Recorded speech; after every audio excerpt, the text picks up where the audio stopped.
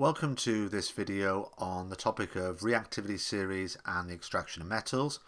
This video is suitable for GCSE students. So by the end of this video lesson, you should be able to explain the meaning of the terms extraction, displacement, ore, and reactivity series.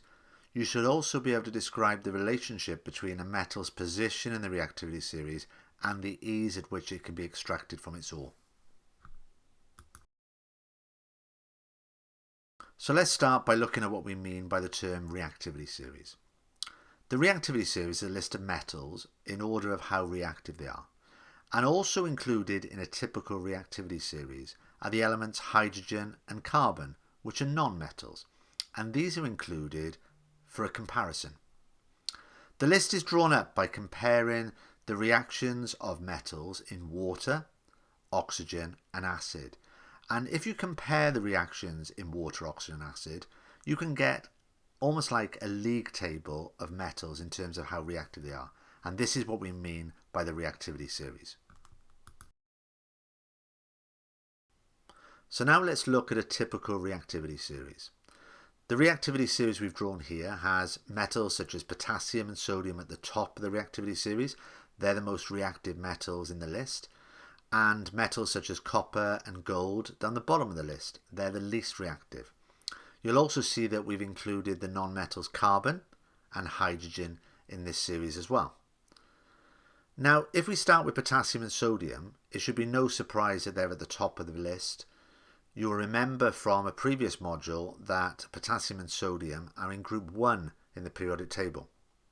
Group 1 elements are very reactive because they all have one electron in their outer shell, and it's very easy for them to lose this electron and have a full outer shell.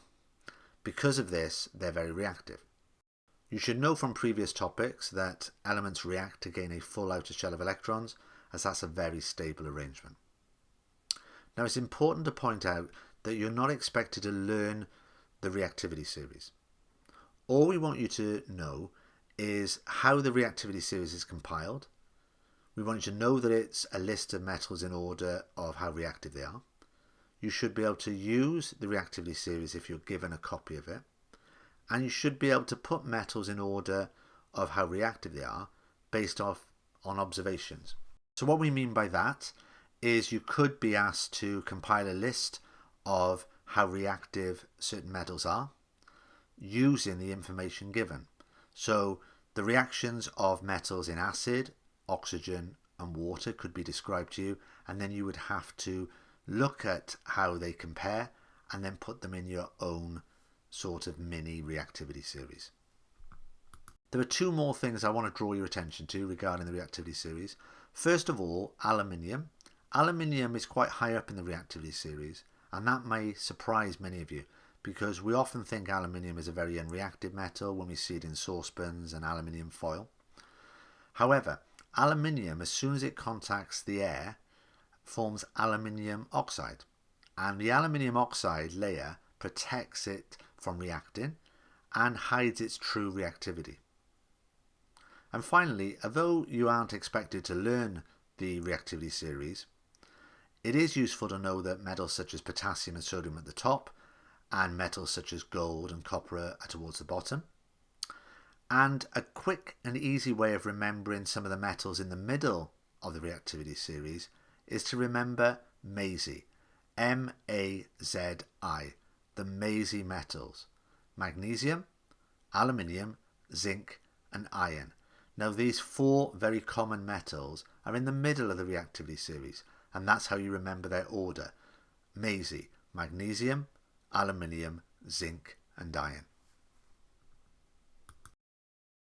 So now let's move on from the reactivity series to look at what we mean by the extraction of metals. Metals are found in the Earth's crust, and some metals such as gold and silver are found naturally as elements. However, most metals are found as part of a metal compound. They're found combined to other elements. A naturally occurring element or compound found in the Earth's crust is called a mineral. For example, iron is found as iron oxide, and sodium is found as sodium carbonate or sodium chloride. Copper is found as copper carbonate. There are lots and lots of examples of these. Any metal containing rock from which we can obtain a metal economically and conveniently is called an ore. And extraction is getting the metal from the metal ore. So these are some metal ores you should be familiar with. Hematite is a metal ore containing iron, and it's mainly made up of iron oxide. And you might have come across in biology the term hemoglobin, a protein that's found in blood which picks up oxygen. And heme means iron, and most of you will be familiar that there's iron in the blood. Malachite is an ore of copper, and it's mainly made up of copper carbonate. And bauxite is an aluminium ore, mainly made up of aluminium oxide.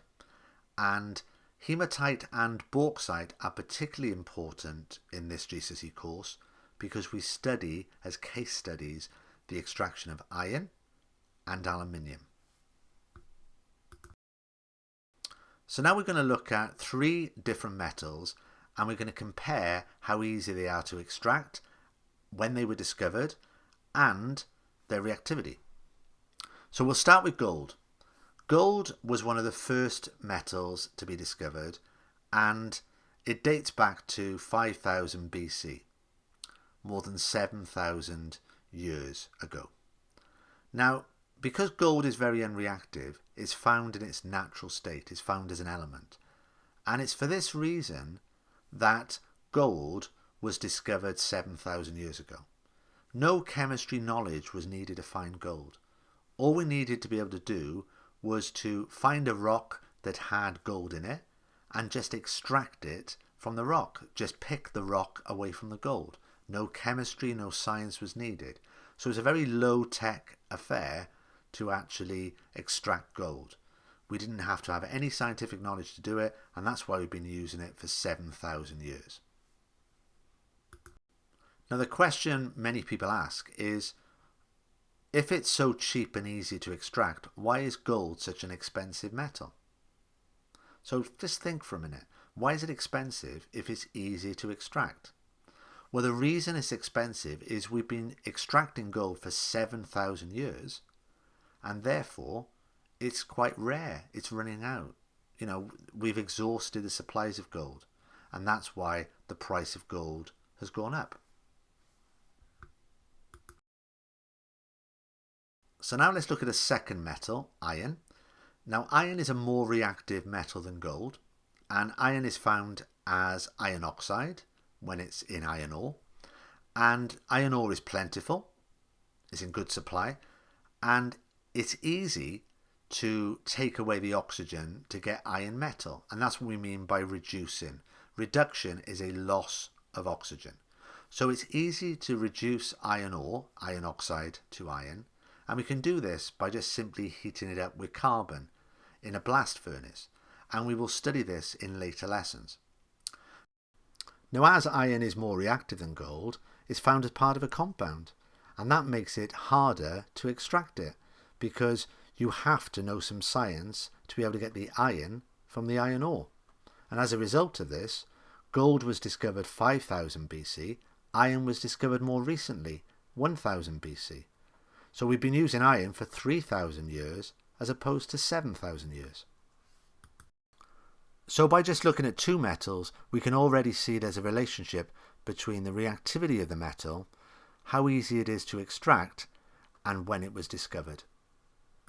So now let's look at a final metal, aluminium. Now aluminium is the most reactive metal out of the 3 that we're discussing. So aluminium is more reactive than iron and more reactive than gold. And aluminium is a lot harder to extract than iron and gold.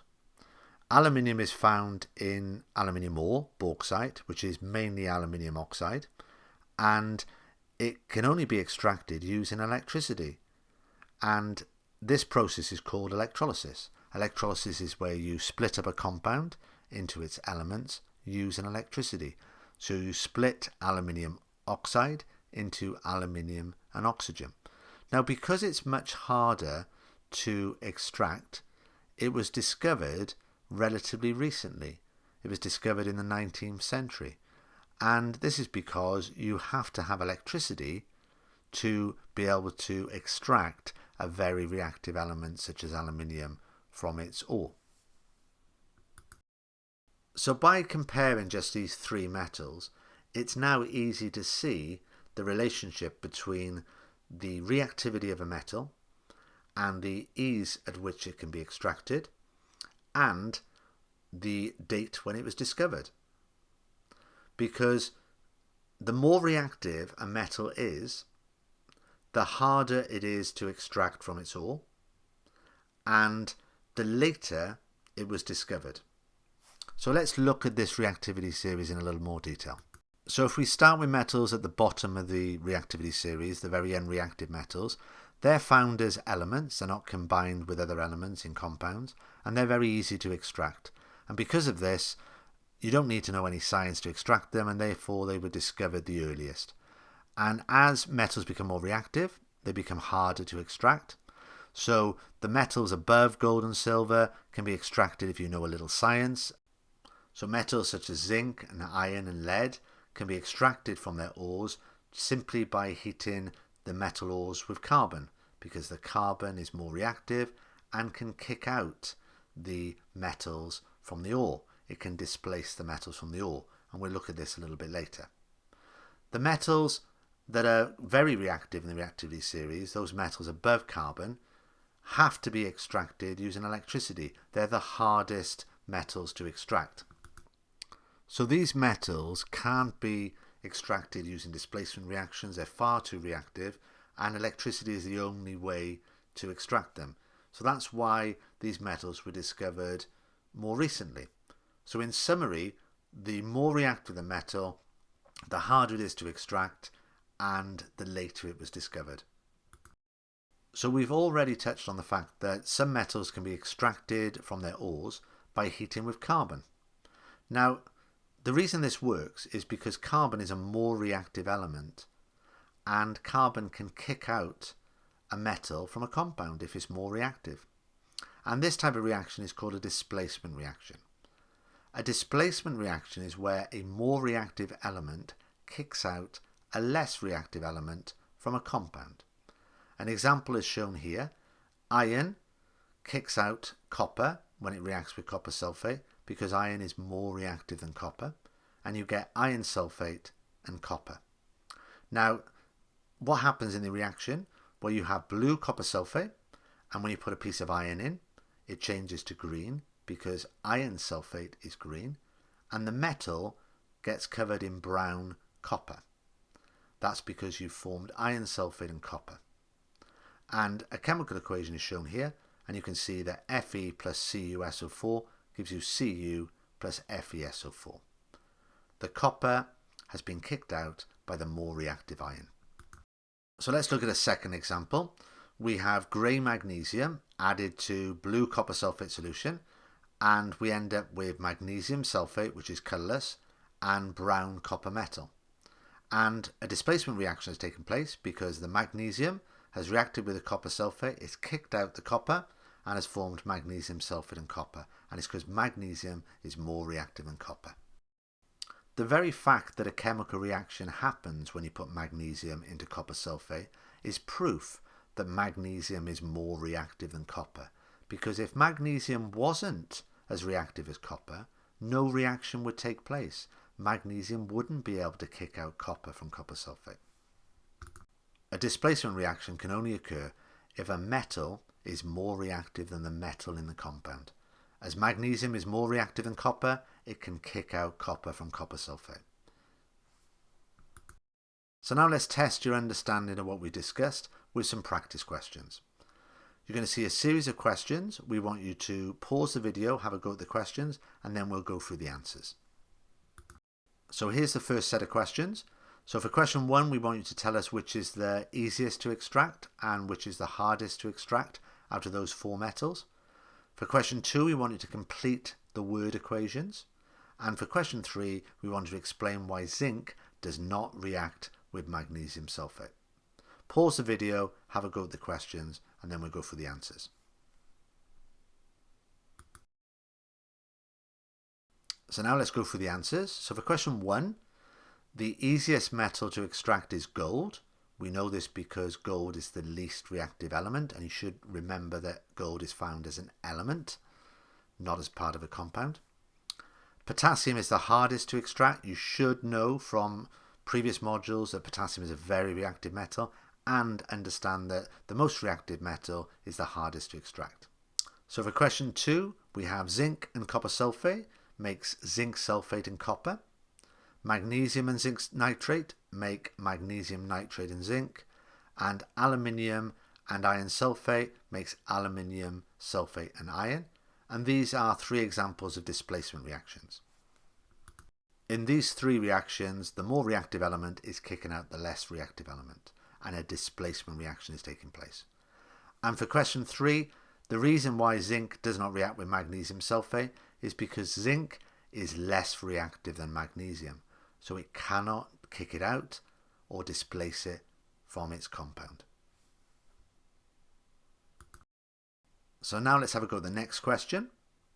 So in this question we have zinc powder reacting with blue copper sulfate solution. After the reaction has taken place, you end up with a colourless solution and a brown solid of copper forming. And they've written you a word equation for this. Zinc and copper sulfate makes zinc sulfate and copper. They repeated the experiment using copper powder and silver nitrate. And this question is asking you to complete the word equation. Copper plus silver nitrate, complete the equation. There's 1 mark for this. Pause the video, have a go at the question. So the second part of this question is asking you to put the metals, zinc, copper and silver, in order of their reactivity. So you have to use the previous information to do this. And then the last part of this question is asking you to write a word equation for the reaction of aluminium powder and iron oxide. Pause the video and have a go at the question. So now let's go through the answers. So for this question, they tell you that when copper powder is added to silver nitrate, a blue solution and a grey solid is formed. That confirms that there was a chemical reaction, there was a displacement reaction taking place. So you can complete the equation simply by putting copper nitrate and silver, and there's 1 mark for that. So to put these metals in order of reactivity, we have to look back at the previous part of the question. Because zinc had a chemical reaction with copper sulfate, we know that zinc was able to displace the copper, and therefore zinc is more reactive than copper. And because copper had a chemical reaction with silver nitrate, we can say that copper is more reactive than silver, and therefore the order of reactivity is zinc, copper and silver. So for the final part of this question, we have to write a word equation for the reaction of aluminium and iron oxide. They tell you a chemical reaction has taken place, so that confirms that aluminium is more reactive than iron. So the word equation is aluminium plus iron oxide goes to aluminium oxide plus iron. So we're going to have a go at one final exam question here. So this is a reaction involving magnesium and copper sulfate. Have a look at the question, pause the video and have a go at it.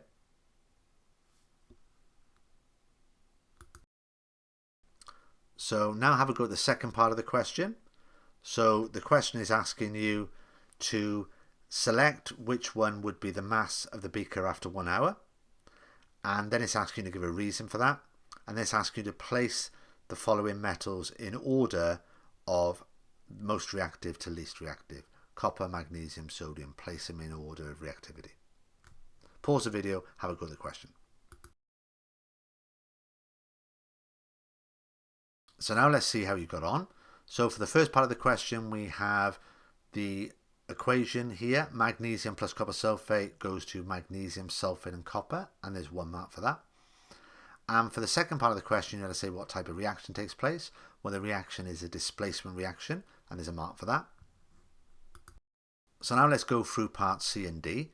So the mass of the beaker after an hour would be exactly the same. It would be 80.6 grams. This is because the beakers have bungs in the top, so nothing can get into the beaker, And during the chemical reaction, all that's happened is the atoms are being rearranged. They're not being destroyed, they're not being created. We're just rearranging the atoms in a displacement reaction. To put the metals in order of reactivity, we just have to compare the reactions. It's saying that no reaction took place when you added the magnesium to sodium sulfate. So that's telling you that sodium is more reactive than magnesium. And we've seen that magnesium can kick out copper when it reacts with copper sulfate. So the order is sodium, magnesium and copper, and you get 1 mark if you got that correct. So now to conclude this video, let's look back at our lesson objectives. So after watching this video, you should now be able to explain the meaning of the terms extraction, displacement, ore and reactivity series.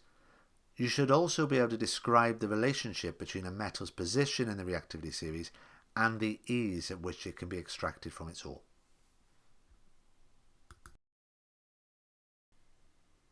So that concludes our video. Please check out our YouTube channel, Dr. O Chemistry, and our Twitter site, which contains lots of chemistry information and links, @RadaChemistry.